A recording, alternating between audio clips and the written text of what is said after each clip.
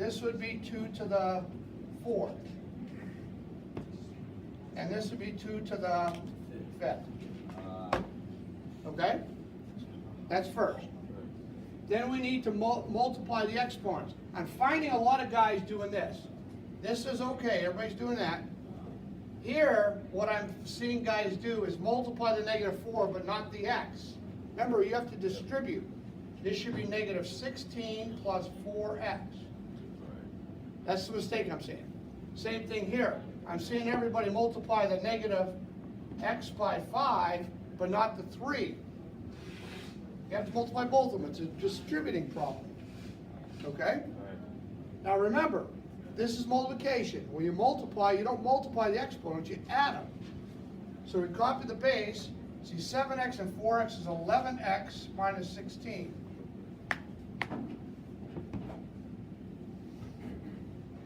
So we'll set the exponents equal to each other. And then let's see, 16x is, what's that? 1? And then 1/16. Okay? You just got to be careful and make sure you follow the rules. Yep. You know? And in this case, you also have to make sure that you distribute when you get those exponents like that. Okay? Right. Anybody else from that worksheet?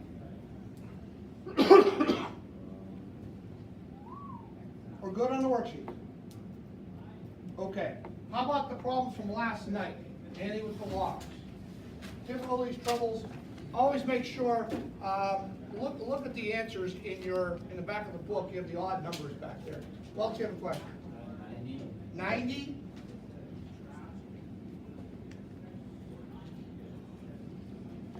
Okay, first things first. We don't have a rule for radicals.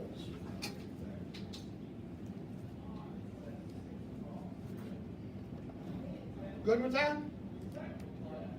Remember, if that's a cube root, it'd be 5/3.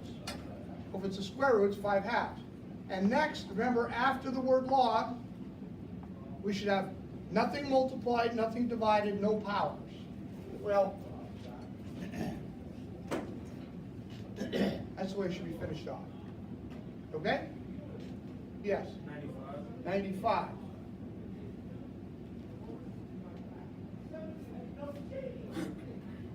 Well, the first thing is that radical. Out it goes.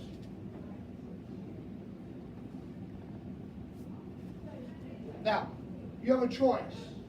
Okay? You can either deal with the exponent and write this to the 1/2 power, this to the 1/2 power. You can deal with the exponent and put it out front, and then deal with the quotient. In any case, you have to do all that stuff anyway. What did you try? X minus 1 minus 2 out of it. So I just did it one by one. Well, it should look like this.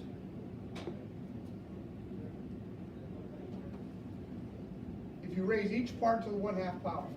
So now, you've got a quotient, and when we divide, we have to subtract the exponents.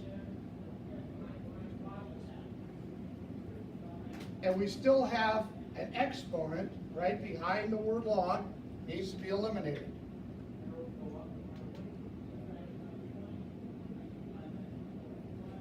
Okay? And remember, we have no rule for sum or difference, only products and quotients. Okay, so leave it. Anyone else? Going back to the one we made there. This one. Yeah, I came up with 5 natural log x minus 2 natural log x because there would be a fraction. How is it? Are you Here? No. Yeah. Here. I got to go further. Yeah, the only thing is, see, this is an exponent. It'd be different if it was this, and there's no variable there. That would be natural log of 5 minus a natural log of 2. But because that's there, and it's an exponent, not a quotient by itself, the exponent times the natural log. Is that what your question was? Yeah. I think, yeah. Anybody else? We have a radical Fractional exponent, all the time. And as we move on in calc, we'll never ever will deal with radicals. It's always gonna be fractional exponents. So you gotta get used to them, okay? Anybody else? Okay, tomorrow when we come in, we're gonna go over now how to take this thing and we're gonna go backwards on it, okay? That'll be the last thing we'll do. So tomorrow when we come into class, I'll go over those problems that you get today. I'll take a couple questions from anybody that has a question, anything on the quiz, and then you'll take your quiz on the latter half of the period, okay? That's what we're gonna do.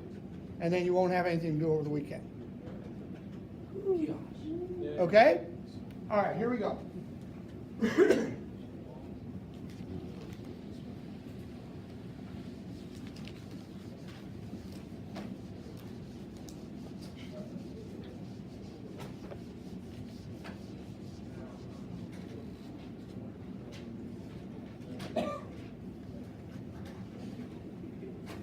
The directions are going to read, write as a single log.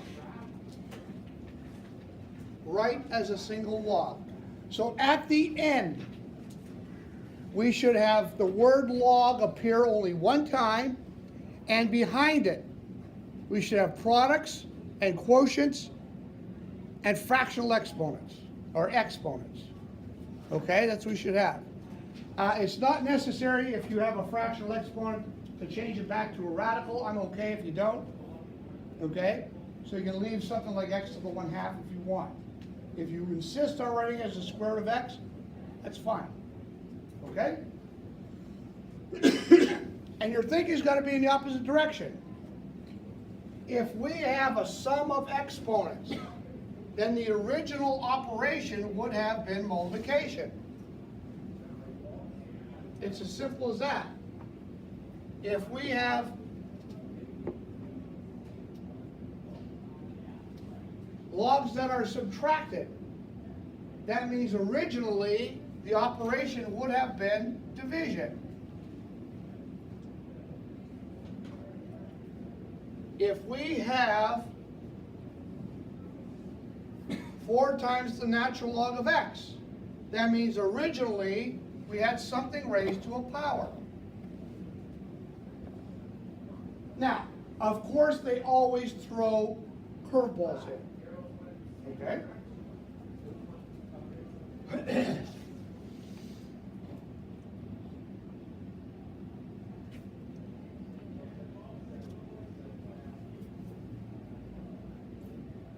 If you have more than 2 natural logs, it is typical to go from left to right. Okay? So the first thing I do is take care of these things. And as we have natural logs added together, that means the original operation would have been multiplication.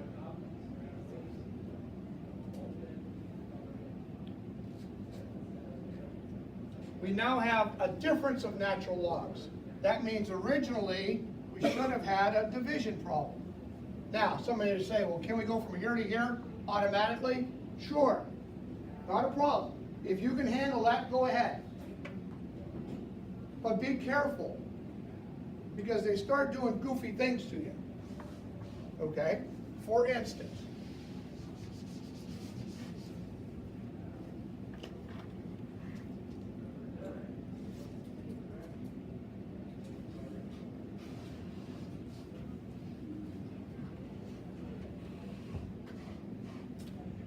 if we do this by rule of thumb, I would write natural log x squared minus natural log y cubed minus natural log of z to the 4th. Because those numbers out front would have been originally exponents. Everybody good with that so far? Okay? And then we would move from left to right. Subtracting 2 logs would be natural log of x squared over y cubed.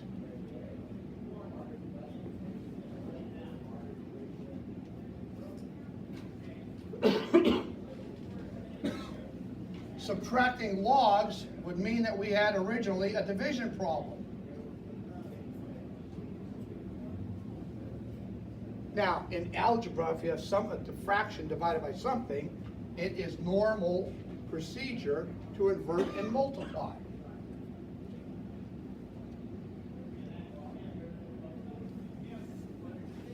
The moral of the story is, if it's positive, it belongs on top of the fraction. If it's negative, it belongs on the bottom of the fraction.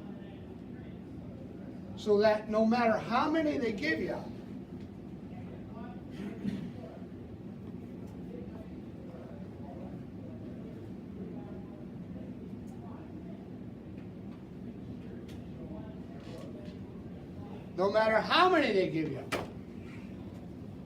you can go from step A to step last if you want, just by looking at the signs of the things.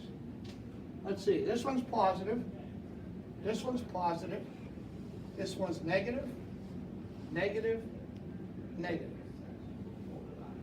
It'll always work. If the log is positive, it belongs on the top. If it's negative, it belongs on the bottom. Okay? So you can make this a very, very simple thing if you want. Can you do it step by step? Well, absolutely. These two, A divided by B. Then A divided by B times C. Then A, C over B divided by D. And right down the line if you want. Really not necessary. Okay?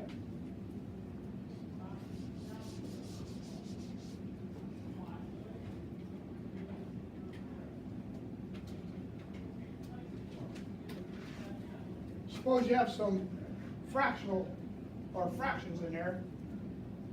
You know, this thing should be written as natural log of A to the 1/2 minus natural log of B to the 1/2. And we're subtracting logs, which means the original operation would have been division. Now, I'm okay with you guys leaving that right there. Sometimes, a lot of the books would say, wait a minute, they both be underneath the same radical because the exponents match, or at least the denominators. Because if you had natural log of, let's say, A to the 3/5 over B to the 2/5, according to some of the books, they would want you to write this as the 5th root of A cubed over B squared. Okay? That's what they would want you to write, because that denominator matched, which means they're both 5th roots. I'll take it right here. Okay? I'll take that. Or I'll take that if you get to that point. All right? So be careful with them. Watch your plus and minus signs. Those are the things that will make or break the problem. The pluses and minuses. And keep in mind, when they're added, originally it was multiplication.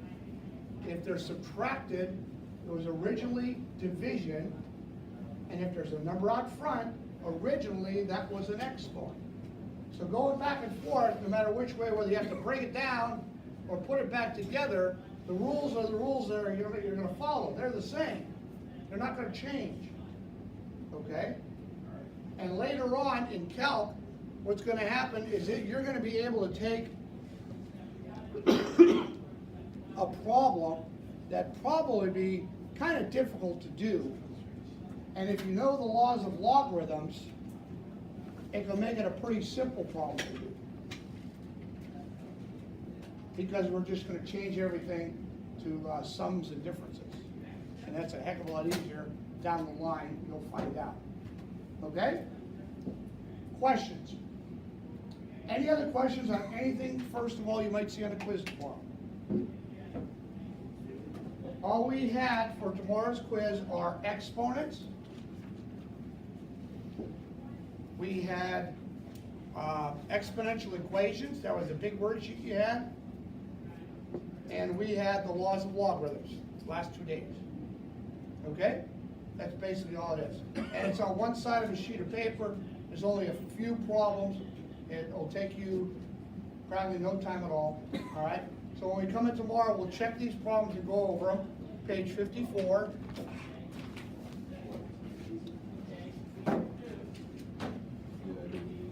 Uh, 99 to 106. Okay, we'll go over those, and any other question you might have, all right, take a look at everything else. And then after your last question, we'll spend the next 15 or 20 minutes and take our little quiz. And then Monday, we'll start in on the limits. Good stuff. Then we'll be moving. Okay? Any questions for me? Okay.